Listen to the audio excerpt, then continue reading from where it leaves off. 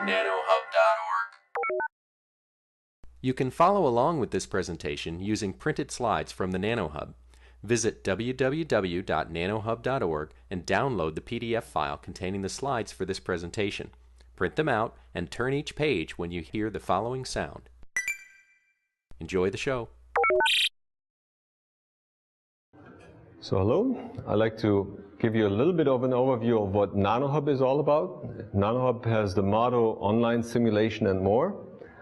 So what I'd like to do is show you what we mean by that.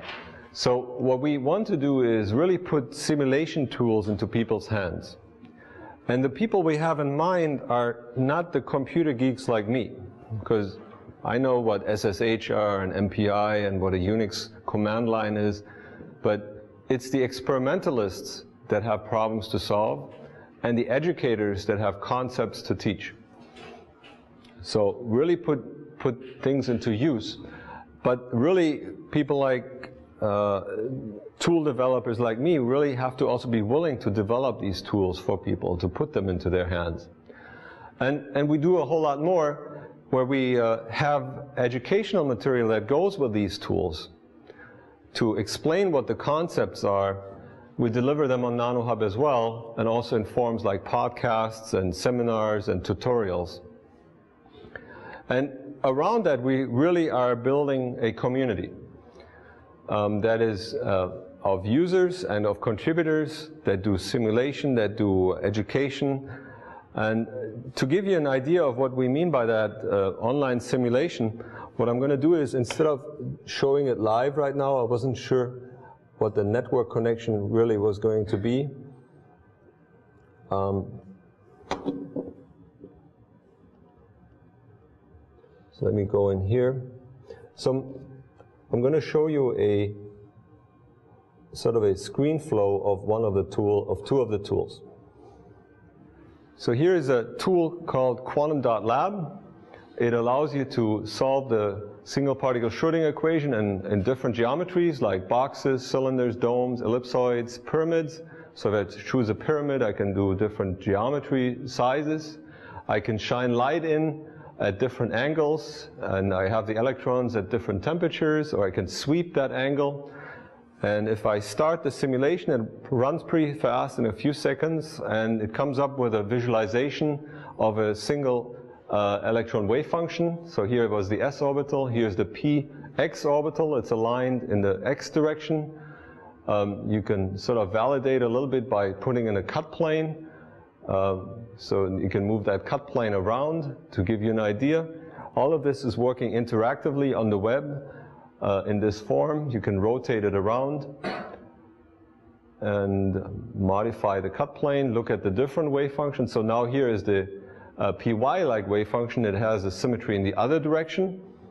That's like what you expect out of simple quantum mechanical simulations. And now you look at the third excited state, and you would expect to see a pz-like wave function, but really the symmetry has broken, and you see actually a lobe that's on the top in its apex and two side lobes on the bottom. So the geometry of the confinement has changed the wave function away from what you normally would have expected. You can play with the isosurfaces by moving the isosurfaces around. You can introduce new ones by clicking on them. And again, you can sort of see how these isosurfaces were added in the center. Now you see the further excited states. That looks like a 2-to-1 state. And the next one looks even more funky. There's like lobes that are overlapping with each other. Again, you see how the geometry of the device of these pyramidal dots really make a difference on the internal wave function. So now we're going to look at some energy states, and this is sort of a loop into the energy ladder of the states that you can look around in. You can look at the allowed and not allowed transitions in the system. So here are the polarized states that are allowed, transitions that are allowed. Here's an absorption that is calculated. And here is the absorption for 3 different incident angles that was computed. Now, here's the integrated absorption as a function of angle. We go back to the wave functions, go back to the input, and we change the device geometry around. Just change the height of the quantum dot, the pyramidal quantum dot, to 5.5 nanometer, rerun the case, and now we can look at the wave functions again, and we can look at the absorption in the 5.5 case, the 5.0 case. We can switch the results around. We can put it with the all button on the same graph. We can change the geometry again to 6 nanometers, and then start to compare 3 cases again. So it runs pretty fast. It runs the NeMo 3D code under the hood. And here you see 3 absorption coefficients for 3 different heights. And you can sort of ramp through the different results and compare them. And you can zoom into data, so it's pretty interactive. You can pick out results, you can hover over them, you can pan them around. So it's not a static GIF image that is typically developed with a web interface, but it's a dynamic interface. You can hover over the values. And here again, you see how it's meshed to resolve these sharp peaks. And that's it. So here's another tool which is kind of like NeMo 1D. It's an resonant tunneling diode simulation tool. I want to highlight this one as well.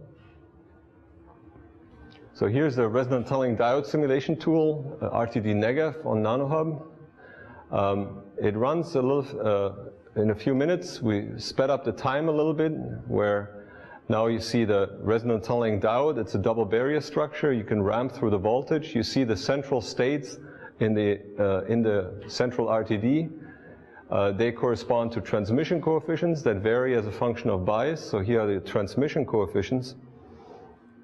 And the next thing is you get a current voltage characteristic in this RTD that is characteristically N-shaped.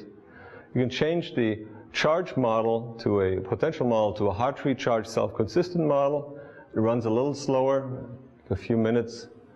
And then you can compare again the conduction band edges, and you can look at the charge density, which is the critical element that's different. Now you actually see a quantum mechanical charge.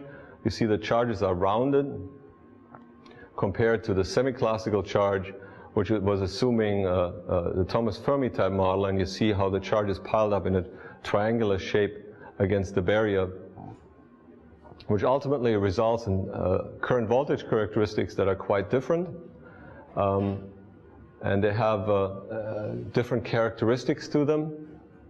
And if we now go in and make the structure a little bit asymmetric and make the right barrier, the barrier 2, a little bit thicker, and hit the simulate button again, it runs for a little while longer. And we would expect to see charge accumulation in this device when this barrier here on the right is a little bit thicker. And in the next one, we will look at the charge density, I believe. Yes? And you can see charge piling up in the middle of the device and then emptying out. So you have charge pileup, accumulation and depletion, and you can compare these IV curves, and the IV is stretched out a little bit to the right. If I want to click on, have all of the IVs that were simulated, I can do that by clicking on the parameter button underneath, and now I can compare against, again, the different device simulations that were done.